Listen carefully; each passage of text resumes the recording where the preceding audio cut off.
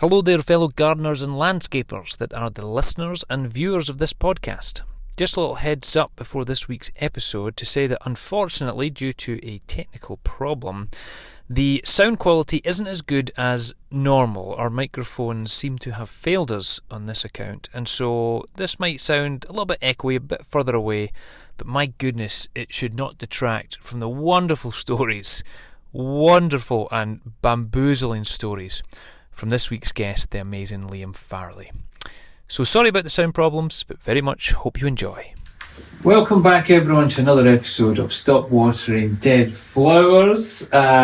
Just some business at the start here before we delve in to the nitty gritty of the episode. Thank you to everyone that has surprisingly sent in horrendous stories to the Stop Watering Dead Flowers podcast at gmail.com account. We put out a shout out for your own stories, and I'm surprised at just how many there has been. But before we do any of them at the start of any of the episodes, I gotta pull up Sean. Sean, our wonderful sound and video technician here, engineer. He told me a terrible story that I want to share, which is that when he and his family lived in America, they were throwing a huge big leaving party for when they were going to be moving back to Scotland. Huge big party. He's just told me it was a big pool party. There was probably lots of gifts involved. Everybody came to wish them well. See you, bye bye, never see you again. Changing continent. And then they just never moved, never left. Shameful behaviour. Shameful. Sean's sister, we're speaking about you in particular. If you ever listen to this, shame on you. But thanks for sharing that story, Sean. That's what this podcast is all about. Welcome back to Stop Watering Dead Flowers podcast with me, Chris Forbes.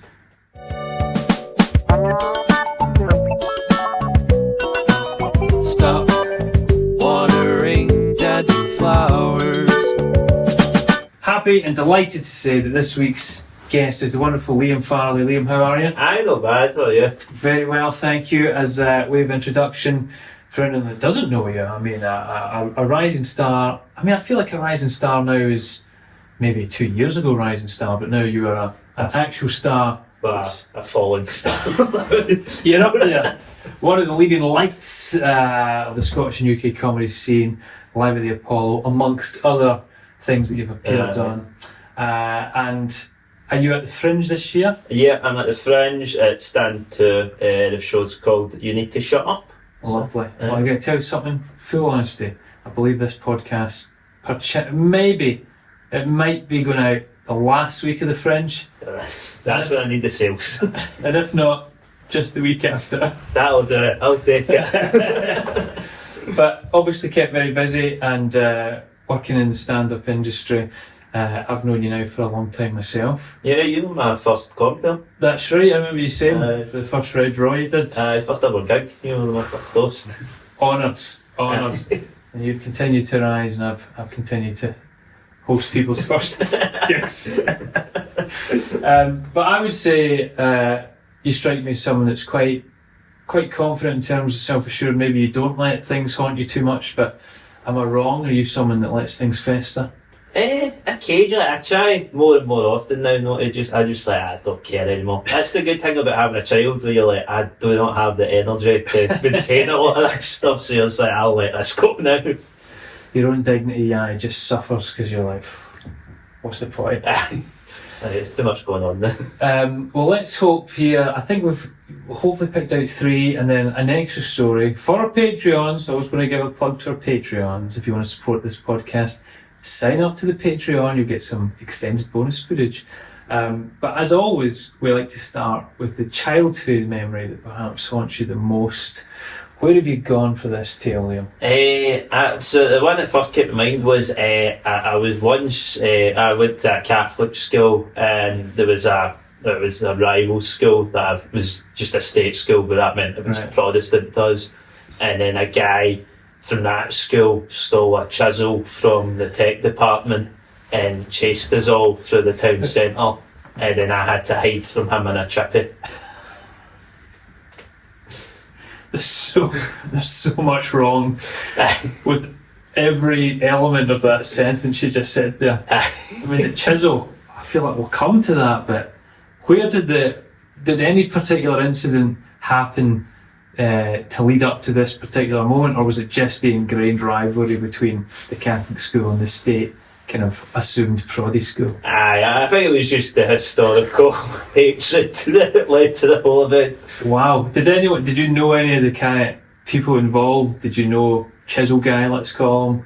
No, so I didn't. So I went to school in Paisley. I went to school in Renfrew, but I lived in Paisley, so I didn't actually know anybody from Renfrew. Right. All the ones that went to state school were living in Renfrew. So we got shipped. The Catholic children of Paisley got shipped over to Renfrew to go to school there. So we didn't know anybody. It sounds like someone from like the 1700s or something still. You got a free bus pass, so we worked it alright. A free bus pass, but the danger of death by Chisel. So there was no like backstory to it. It was literally you just went out for lunch and then a fucking boy appeared with a chisel. Did he have like a wee posse or some honours, or was he just a lone ranger? No, just wielding a chisel? Very much a lone gunman in this situation. Which, if anything, made it more intimidating, because if it had like a kind of mob, you'd have been like, had a bit of back and forth. But when it's just one guy, you're like, he's nuts. He's fucking mental. He doesn't have another tool to work the chisel with. I think he is planning to do something untoward with this chisel. Was there even like different school uniforms? Like, I guess back in the day people used to always say that, like, you could just tell people from another school. Or well, it was different ties, and the way he really stood out is he had put his tie around his head. That'll do it. They were like, I think he means business. So he spotted this guy. He's all just started scampering. So I didn't even see the guy at first. I just saw like a mob of children running. So, and then round the corner, he wasn't running, which again made it scary. Yeah. He was calmly walking and holding a chisel. It's like a child, like a Michael Myers, but in primary school type of thing. So he just walked around the corner. And everybody started running, but because I didn't know what was going on, I was just like, I'm just going to keep getting my lunch. And then by the time I had realised what the situation was, I was like one of the only people left on the street. It's like the start of a disaster film. There's always the one person in a movie scene where like everyone's running. And then by the time they look up, the tsunami's just about to like... that was me. I was just stood there. And I wasn't an athletic child, so I was like, if he starts running, I am fucked here. So it was very much every man for themselves in terms of get out of Dodge, and you went for a chippy. Well, so what happened was, at that point, I think he was like, I've scared them, which was clearly his plan, but then I think he was like, probably should have started running, because now everybody's quite far away from me. So by that point, I was very much like the only target. So it was like he was running at me, and I started running, and I looked behind me, and I was like, I've not got the distance here. You are soon to become a beveled edge. So I was like, right, I'll just jump, because I was like, I need to get an adult. So I was like, right, I'll just jump into that shop, and the nearest shop was the chippy. So I ran in there, he ran in there. Oh, really? And then the fucking chippy guy was like, right, fucking stop. And I was like, that's good. And he was like, you can only both stay in here if you are buying something. And luckily, he didn't have any money, so he had to go out the shop and I had to buy something. But it was like a glass, like the whole front of the chippy was just like a big glass window. So he was literally just pacing up and down the fucking window, and I was just stood in the chip shop being like, I really hope this takes... I was like, I'll order like a fish supper, so that takes ages to fry. And I just stood there like, oh fucking hell, man. So did he just wear it out? Did he finally get bored and wander off? Eventually teachers came. But even then, like, it was teachers from my school, so he didn't even care. So he was just like, they were like, go away. He was like, no, fuck you. And I was like, he's distracted now, I'll get it. That's it again, that's like a prison scene or something where he's just going in front of your cage, like waiting. Aye, it was genuinely like a tiger at the zoo or something, man. I was running the chisel across like the bricks, making the noise and all that. Aye, I was like, oh god, I'm gonna die. That's mad. Did you ever, because I feel like everyone knew like a bit of a mental case in their area that was kind of notorious, even if we went to a different school. Was he someone that you heard about more, or like, do you know whatever happened to him? That was the mad thing about it, I never found out anything that ever happened with him again, and like no one, all that ever got talked about was that day, and it was never like the aftermath. Like I'm assuming he must have been expelled or the police got involved, but we never heard anything. It's been covered up. That's funny. It was just like, fuck it. Funny we became like a tech teacher. He's the greatest woodwork teacher of all time. Just loved a chisel. That's mad. It was intense. That's terrifying. I feel like we've had an insight into your youth there. I'm glad to hear you were chiseled to death at a young age. So you think about that when it keeps you up, but at least you weren't like the cause of any of that, which is quite good. Aye, that one was one of those ones where I was like, I didn't actually do anything wrong there. That was just unfortunate. Do you ever look back at it and be like, sometimes I think about it, because I wasn't ever like a confrontational, like fighty kid, but do you ever look back and think, I wish I could have taken him. I wish I could have been like, come on then, and just... Teenage years I was very much like, there was occasional times I just fantasised about it, and then I just fucking pull his t-shirt over his head and I start fucking hitting him, and everybody's like, slay him. But now it's like this age where I'm tired all the time, I'm like, God, I should just hit in the chip. Didn't need to get involved in it. I think all the listeners will agree there was no shame in hiding in the chippy, especially when it resulted in you thinking, may as well get a fish up. I know, so it worked out well. I got to watch him get escorted away while I was eating fish and chips. I think between you and Roscoe McLeod was on it as well, like, I feel like his school was mental. Like, every time he comes out, I'm like, how were these things allowed to happen, you know? Aye, we had a bit of mental school as well. There was always stuff happening, stuff like that. It was so much mad stuff. We had a power cut and we all got stuck in the school.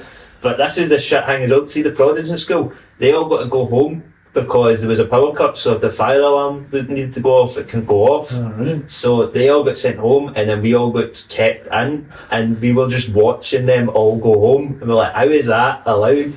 Like, people were phoning their mum and dads, like, come down here and tell this fat bastard to send me home. It sounds like you were honestly like persecution was still happening, and you know, it's terrifying. There was no running water either. I was just like, I do think this was a crime. Oh my days! Right, let's move on from your childhood. We've relived that one.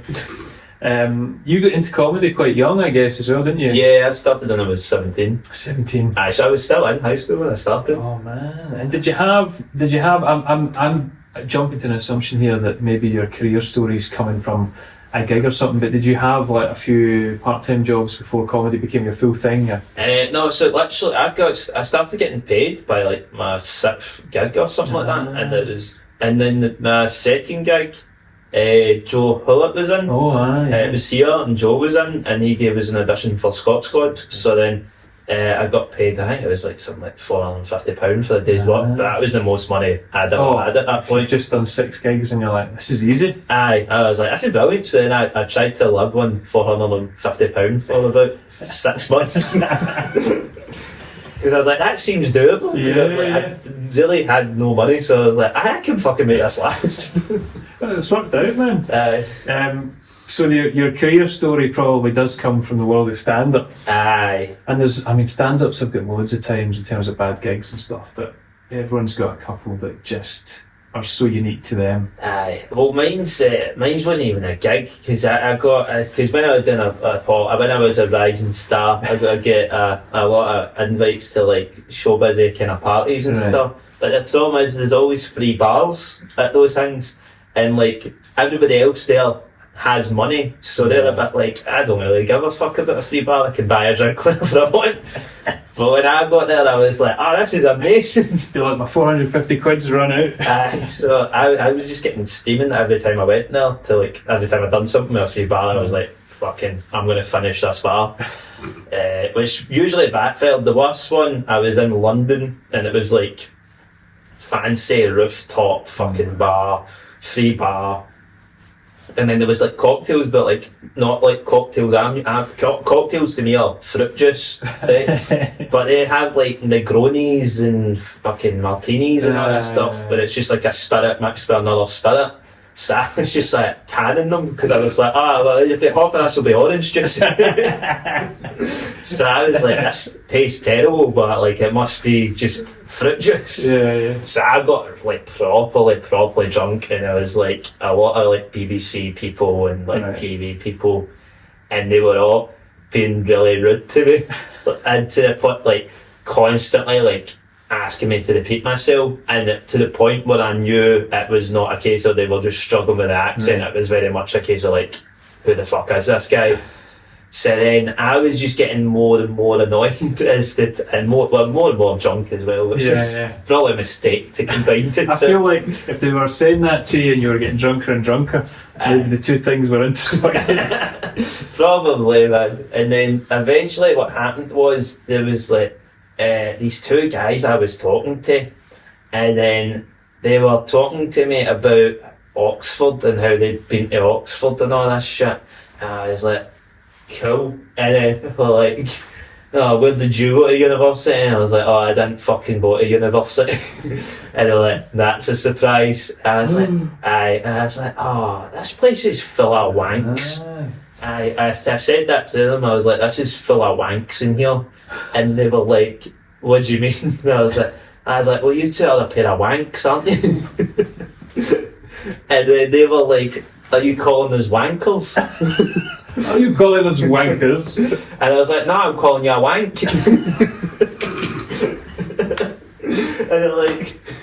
they're like, that's not a thing. And I was like, it is a fucking thing. Because you're a man. Because I was like, because you're a fucking wank. They're like, well, how could you be a wank? You're a wanker. Like, you are a wanker, not a wank. And I was like, you lack the determination or ability to be a wanker. You are just a fucking wank, mate.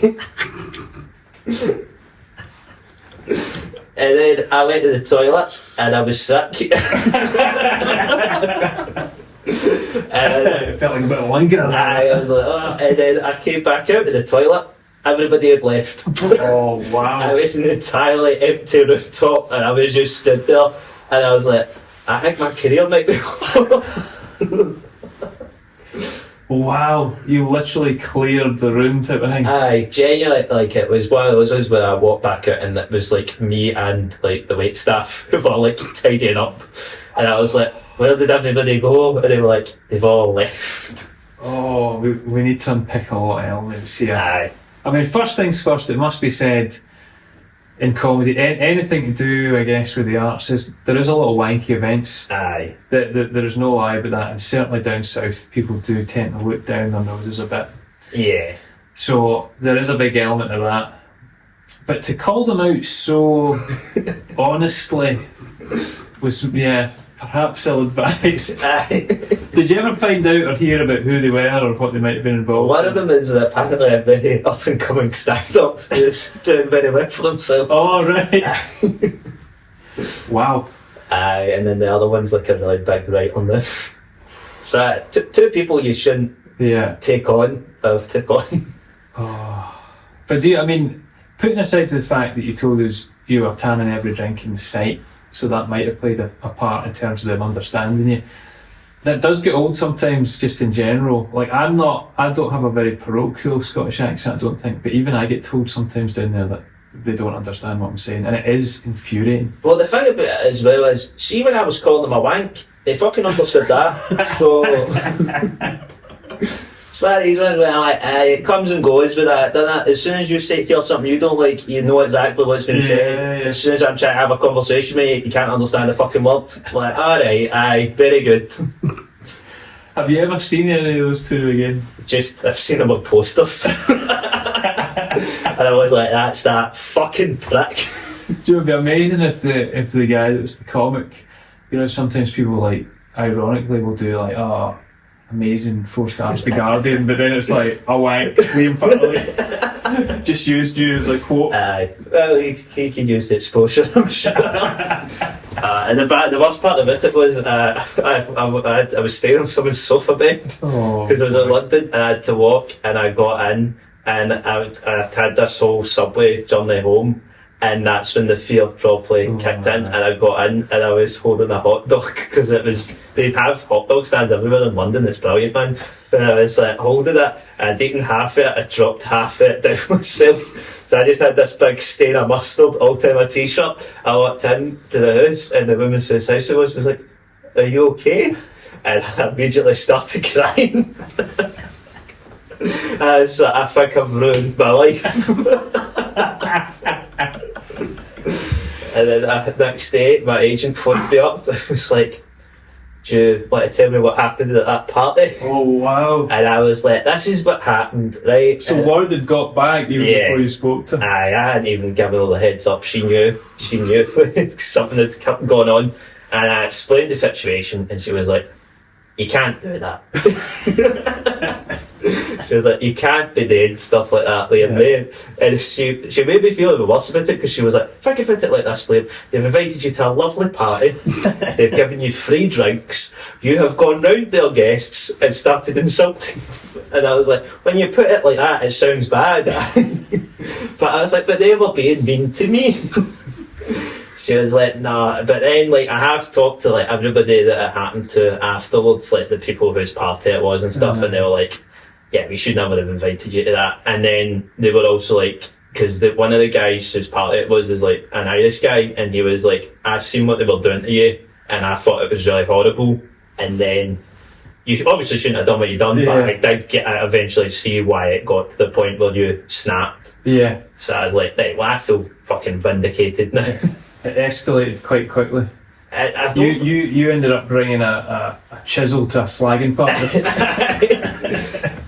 To be fair, it did go on for about 3 hours, where it was people just being like, "What are you saying? Can you say that again?" And that went on for 3 hours, where it was like every person I talked to, that was just what was happening. And it was like that condescending thing where they'd be like, and then they'd look to you'd see them looking at their pal, and I was just like, just kept on happening. So were you at it yourself? There wasn't like no one else. Like I was there myself. That was the problem. So then I had like 2 people I knew at, so I'd go and talk to them, but it was like people wanted to pitch stuff to them. So what would happen is they would come in pairs. One person would come and talk to me and pretend to like me to get me away from the person. Then the other person would go and pitch to the person who actually wanted to talk to. So I was just kind of fucked, because I was like, I feel like for people listening, Liam's just described show business so succinctly there as well. So cloak and dagger, people distracting people so they can speak to the person they want to speak to. There's a lot of that going on, man. Aye, and that was the shit thing about it as well, is it would be nice to me for about 2 minutes, but until the person had started talking to the person they wanted them to talk to, and then immediately be like, "What are you saying?" You'd be like, "Oh, why am I here?" That is a thing where I was like, I should have just left. I should have just been like that's not my vibe. But it was a free bar. That's what kept me there. The free bar, man. Listen, you did it. It's an experience. They probably learnt a lesson. You know, maybe they were humbled a little bit, got down a peg or 2. Well, that's the thing. There's been 2 occasions where I have been told I don't think I square up to people, which is a hell of a fucking way to phrase it. There's been 2 occasions where I've been told I basically squared up to TV producers. Oh really? Aye. It's a running theme. Aye, and both times I would say I was in the right. So well, I can't see any sort of pattern in it. It's definitely everyone else's fault. TV producers are arseholes. I also think as well, you coming back to that person's house and saying, "I think I've just ruined my life," such a great phrase. So that'd be a good slogan. It'd be a good slogan for t-shirts, and it'd be a good kind of byline of this podcast. People telling these stories and thinking, "I think I've just ruined my life." It's horrible. That's a beauty. I'd say that's one of the best. It's one of the most damaging and kind of hell-bent stories we've had in the podcast in terms of career. I do go rogue a lot. Probably why I'm not on TV.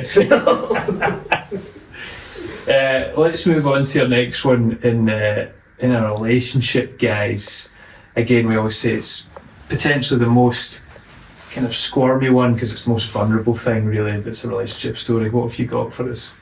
So I'm going back to childhood with this one. And this is a bit of a graphic tale. This one. So basically, when I was about 14, I dated a girl for a week who, looking back with adult eyes, I would say probably had some sort of mental health condition. Being a child at the time, I was just like, she's a bit fucking mental. But she just used to lie all the time about like mad shit. Well, it was like, if we went out for January, it was like 4 days or something like that. Day one, I got a phone call and she was like, I've just been slashed in the head with a knife. I was like, what? She was like, I got in an argument with this girl and she slashed me in the head with a knife. I was like, right. Maybe she went to the same school as Chisel Guy. Maybe it's within the realms of possibility. Got a sister. But I was like, right, so you going to hospital? She was like, no, I've got a bandana. She's going to put the bandana over it and go to a house party. Wow. I was like, I think you should go to hospital. Yeah. She was like, nah, I'll be fine. And then I knew people who were at the same house party as her. And I was like, I'll be a responsible boyfriend to her. So I was like, here, can you just keep an eye on her because she's been slashed in the head with a knife? And they were like, I don't think she has, Liam. I was like, no, she's got a bandana on. And they were like, I really don't think she's been slashed, Liam. She seems absolutely fine. And I was like, right, okay. The next day, got another phone call. She was like, I'm pregnant. Wow. I was like, oh dear. Oh dear. And I was like, I've not even had sex with you. So I was like, I'm off the hook here. Like, I don't know what you want me to do about this. So I was a bit like, right. And then she was like, are you going to support me? And I was 14. So I was like, aye, okay. So then I've spent a whole day being like, could I be the father to another man's child? Talk to your folks, but maybe get your pocket money up. You know, like, I was like, could do it £2 instead of £1. Because I was like, I don't want to be a bastard. So I was like, I mean, I'd do my best for the child. Day 3, another phone call. Wow. And she's like, my mum's died. And I was like, oh, fucking hell. And I was like, this is not how I thought relationships went. You know? She was like, I was like, oh, that's terrible. Are you alright? She was like, you're going through a lot. What are you getting at? She was like, yeah, it's just really sad, isn't it? And I was like, aye, it is. And then fucking phoned one of my mates and he was like, Liam, I'm on a bus right now and her mum is on this bus. And I was like, what the fuck is going on? And then I was like, I don't even think this woman is pregnant. And this is another lie. And then day 4, she was like, I'm not pregnant. And I was like, I'm going to be honest, I saw this one coming. And then day 5, I was like, I need to break up with you. Like, I can't keep doing this. This has been the most stressful couple of days of my life. Wow. And then it got even weirder because we didn't see each other for about like 4 months or something like that. And then she came into a house party I was at, so I was like, oh no, not again. So then I went. She's wearing a bandana. So I went and hid in the kitchen, which is my move was hiding in the no chippies nearby, yeah. So I went and hid in the kitchen, and then she followed me into the kitchen. So I was like, oh fuck, I'll need to pretend I'm doing something. So I just started doing dishes. So I was doing the dishes, and she started talking to me. She was like, yeah, you broke my heart. I was like, well, I'm sorry about that. And then she started kissing me, and I was like, well, you know, this has worked out alright. So then we went upstairs, and we were doing what teenagers do. They're in a house party in a room by themselves. We shagging, and then fucking she started like moaning a name, but it wasn't my name. And then I was like, whose name is that? And what she was moaning was Dad. Oh, wow. And I was like, I can't deal with this. This is far too much for me to be dealing with at age 40. You're getting flashbacks to when you thought you were going to be the father to the child that she was going to have. Well, the thing that happened was, all I could think about was my own dad. I was like, I can't, this is terrible, this is the worst thing that's happened to me. Oh. So I was like, right, I'm going to need to stop this, because I was like, my other fear was, I was like, she's going to tell people I'm into this. She's going to go and tell people this is my thing. And I was like, I don't want that going about. So I was like, right, I'll try. I was in a stressful situation, so I was like, alright, I'm going to try and be as nice as I can about this, and just like, yeah, I'm going to don't fucking call me that. Yeah. But it came across as, don't you fucking call me that, which is a bad tone to have in that situation. So she started crying, which I was like, this is really fucking bad now. I was like, there's a naked crying girl here, like this is the worst situation you could be in. So I was like, I need to get out of here, but I'd never taken like a condom off by myself before. So I was just like pulling at the top of it, which in that situation just makes it worse. Like, basically created a fucking Chinese finger trap. So I was like fucking, I was trapped in this situation. So I pulled at it and it's made it worse. And it's like slipped out my hands and flew back and whacked me in the balls. So I started being like, fuck. So everybody at the house party's like, what is going on up there? No. So they're making their way up, and then I was like, right, just think about this like a wet sock. And I was like, just roll it off. Problem solving. So I rolled it off and I was like, right, I'm getting my shit and I'm fucking going. And she was like, no, just let's calm down a minute. And I was like, right, okay. I was like, well, I'm going. She was like, no, right, I'll just finish. She's like, calm down, Dad. So I was like, say what you've got to say, but I am out of here. But she'd been like crying loads and like snortles running down her face and shit like that. She's like, I'll finish you off. Aye. I keep thinking this story can't get any worse. So I was like, morally, I cannot do this. This is morally bad. But I was also like, is she going to be even more annoyed now if I do not let her do this? So I've got a conundrum. Oh my days. So I was like, what the fuck do I do? And as I'm trying to make my mind up about how to handle this, a snortle has ran from her nose and landed on my dick. So I was like, no, that's the last straw. This is it now. So I was like, why the fuck have you done this to me? And I was like, fucking like, I'm getting it here. And then the guy whose house it was came into the room because there'd been all this fucking commotion. What a sight to see. So he walked in, seen her like fucking tears on her face, and me wiping my dick on his mum and dad's bed sheets. Oh. So I was asked to leave.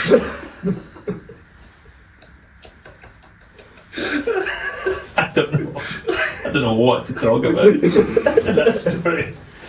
I guess the saddest thing was that girl went on to become a highly successful TV producer. That is incredible. I mean, I take it, are you in touch with her now? I have never seen her again. What about your mate, whose house it was?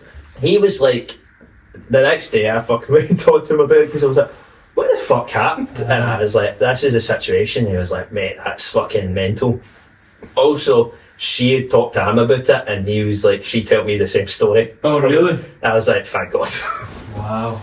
You could have ended up being like, people were like, what has Liam done? Aye, what is this mate done? What a shame. And I mean, a great deal of sympathy goes out to this poor, most likely mentally ill woman. Let's hope she got the help she needed eventually. But wow, I forget that the whole first half of the story was just about you going out with her months earlier, and that she lied all the time. Aye. And It was sounded like the bleakest version of Craig David's 7 Days. So that's what I was thinking as it was going through my head. the seventh day she was sneezing. Wow. That is. I don't know how you've got yourself into all these situations. I know, there's a lot of situations when I'm like, I clearly am making terrible choices. I like the fact that it was the snotter going on your member that was the straw that broke the camel's back. Even when she was calling you dad, you were like, I prefer you not to, but we shall continue. But a bogey on your bogey, that's a mood killer.